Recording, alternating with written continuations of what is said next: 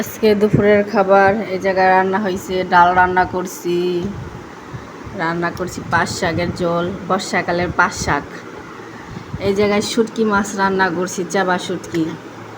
এটা হলো কমলি শাক।